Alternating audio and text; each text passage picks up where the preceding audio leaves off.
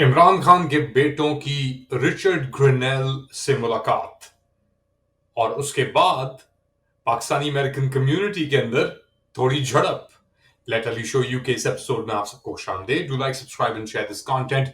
इसके साथ साथ जो पाकिस्तान के अंदर 9 मई के केसेस को लेकर वर्डिक्ट्स और सेंटेंसिंग हुई है उसके ऊपर भी बात करेंगे, और जो तूफानी बारिश पाकिस्तान भर में हो रही है उससे कितने लोग जाँ भाग हुए हैं और क्या इकदाम लिए जा रहे हैं उस पर भी निगाह डालेंगे. मगर पहले do like, subscribe and share this content. Independent journalism को सपोर्ट करें. बात शुरू करते हैं कासिम और सुलेमान की मुलाकात कैलिफोर्निया के अंदर जो हुई है रिचर्ड ग्रिनेल से.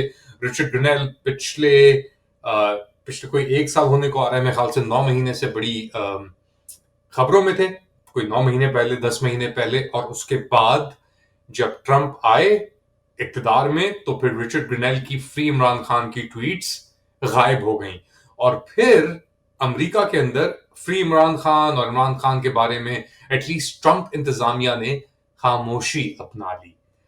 हाल ही के अंदर अमेरिका के अंदर पाकिस्तान के army chief field marshal Asim Munir की मुलाकात भी हुई एक लंचन के ऊपर DGISI और इंटीरियर जार मोहसिन नकवी के साथ. और क्लोज डोर मीटिंग थी ये, सिर्फ 3 लोग ये मौजूद थे. और उसके बाद बहुत शोर मच रहा था कि जी शायद ट्रंप इंतजामिया ने जो इक्तदार है उसको कबूल कर लिया है. मगर उसके बाद खबरें आना शुरू हुई कि ऐसा नहीं है. ट्रंप ने इमरान खान का जिक्र किया, मगर किस सिलसिले में किया, किस कॉन्टेक्स्ट में किया और क्या डिमांड्स की गई ये हमें नहीं पता. एक बात वाज़ेह है कि आसिम मुनीर के इस दौरे के बाद फील्ड मार्शल पे एलिवेशन, और ये खबरें कि शायद पाकिस्तान के आर्मी चीफ 27वीं आईनी तरमीम के तहत, अभी ये स्पेकुलेशन ही है, उसके तहत अपने आप को शायद प्रेसिडेंसी में भी पुश करने की कोशिश कर रहे हैं. 5 अगस्त का इमरान खान ने एक कॉल दी है एहतजाज की. इमरान खान की अपने ऊपर बहुत जुल्म और तशद्दुद हो रहा है जेल के अंदर. उनको एक बहुत गर्म कमरे के अंदर रखा गया है और बहुत गर्मी है वहां पे. उनकी अपनी हालत भी अच्छी नहीं बताई जा रही. वो ये भी कह रहे हैं, और ये बातें बुशरा बीवी की जो उनकी अहलियां हैं उनकी फैमिली से मुलाकात के बाद निकली कि उनको पानी भी सही मिलने के लिए नहीं, पीने के लिए नहीं दिया जा रहा. उनके पास किताबें भी नहीं हैं, कोई सहूलियात उनको मौजूद नहीं है, और उनके बेटों से भी उनकी कई महीने से बात नहीं हुई. तो इतना जबर इमरान खान के ऊपर एक तरफ हो रहा है, उनकी सियासी जमात के ऊपर दूसरी तरफ हो रहा है. वर्डिक्ट्स हमें पता है जो आ गए हैं यास्मीन राशिद और दीगर और रहनुमाओं के खिलाफ, और जिनके खिलाफ नहीं आए शाह महमूद कुरैशी. फरवरी के महीने के अंदर द न्यूज ने और अंसार अब्बासी ने खबर निकाली थी कि जो इंटरनल तहकीकात हुई है और जो डॉक्यूमेंटेशन है जो काबीना के सामने पेश की गई उसके अंदर शाह महमूद कुरैशी का नाम नहीं था. इमरान खान का नाम था, यास्मीन राशिद का नाम था, दीगर और लोगों का नाम था.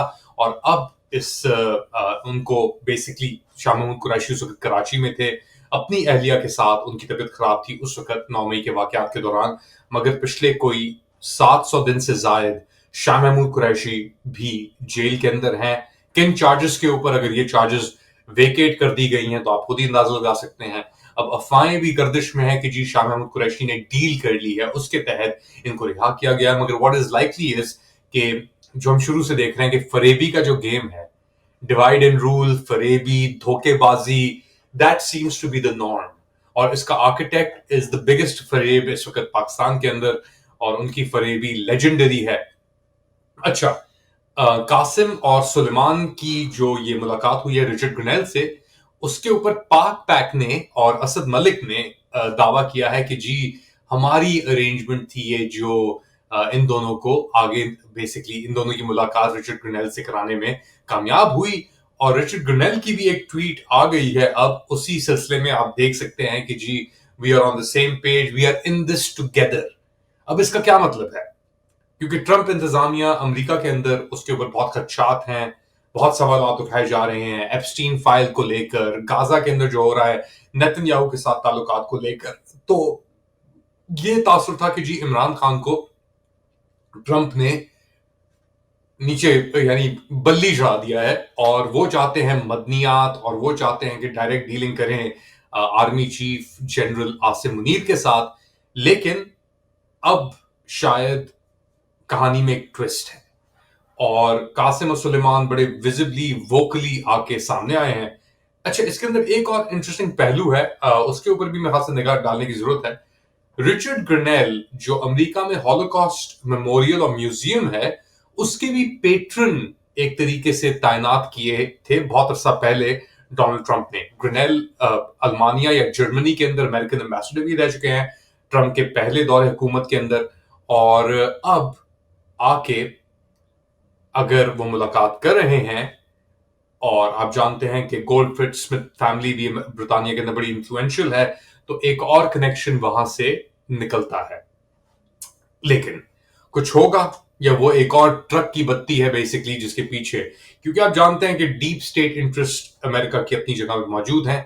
جو جنرل کوریلا سینٹ کام کے آؤٹ گوئنگ چیف تھے، جو اسرائیل کے ساتھ بھی ان کے بڑے تعلقات ہیں اور عاصم منیر کے ساتھ بھی بڑے تعلقات ہیں، انہوں نے تعریف بھی کی تھی پاکستان کے کاؤنٹر ٹیررزم ایفرٹس کی. پاکستان کے کاؤنٹر ٹیررزم ایفرٹس کے اندر جو ایبی گیٹ کا اکیوز تھا، ماسٹر مائنڈ جسے کہتے ہیں داعش خراسان کا، اس کو بھی پکڑ کے امریکہ ریپیٹریٹ کیا گیا.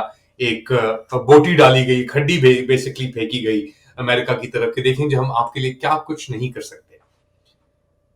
تو دیکھنا پڑے گا کہ قاسم و سلیمان کی یہ ٹرپ کیسے چلتی ہے. کیا رچرڈ گرنیل تک ہی ملاقات ہوتی ہے، یا اس کے بعد ٹرمپ کے ساتھ بھی ان کی ملاقات ہوتی ہے نہیں ہوتی. پاکستانی امریکن کمیونٹی کے اندر یہ ہے کہ جی قاسم و سلیمان آئے ہیں، مگر پاک پیک کیوں سب لے رہا ہے کریڈٹ؟ کیا پاک پیک نے واقعی ہی میں یہ ارینج کرایا تھا، نہیں کرایا تھا؟ اس پہ بھی سوالات موجود ہیں. اچھا، ایک طرف تو یہ ہو رہا ہے امریکہ کے اندر، اور کوششیں جاری ہیں کہ کسی طریقے سے عمران خان کو اس جنگل سے نکالا جائے. دوسری جانب پاکستان کے اندر جو فسطائیت اور بربریت ہے وہ اپنے عروج کے اوپر ہے. جو یہ بھی سینٹنسنگ ہوئی ہے 9 مئی کے واقعات کو لے کر، فالس فلیگ آپریشن کو لے کر، جس کے اندر ڈاکٹر یاسمین راشد کو 10 سال قید اور دیگر چودھری اجاز اور جو سابق گورنر چیمہ، ان سب کو لے کر جو ان کے اوپر تشدد چل رہا ہے پچھلے 800 دن سے اوپر ہو گئے، بیسکلی 2.5 سال سے، اس کے اوپر اب یہ سزائیں 10 سال کی ان کو دے دی گئی ہیں. طبیعت بھی ان کی خراب ہے. تو کیا اینڈ گیم ہے؟ 5 اگست عمران خان کی احتجاجی کال ہمارے سامنے ہے، اس کے اوپر بھی سوالات ہوں گے کہ کیا ہو سکتا ہے اس احتجاجی کال کے اندر. تو کوئی بھی چیز سیٹل نظر نہیں آ رہی. معیشت آپ کی بڑھ چکی ہے، پاکستان کی کوئی انویسٹمنٹ نہیں ہو رہی اس کے اندر. ابھی سیلاب ہوئے ہیں، اس کے اندر 234 لوگ جاں بحق ہونے کا بیسکلی اتھارٹیز نے کہا 234 لوگ جہاں بحق ہو گئے ہیں. ڈی ایچ اے کے اندر ہم نے کل ہی بات کی کہ ایک ریٹائرڈ بریگیڈیئر اور ان کی بیٹی بھی میرے خیال سے شاید جہاں بحق ہو گئے ہیں.